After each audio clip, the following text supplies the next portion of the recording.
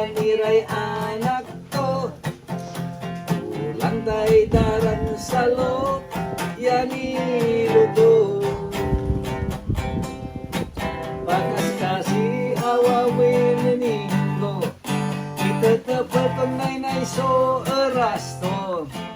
Pati siraan ton tuyo, imbatik na aso. Si Inggon to maray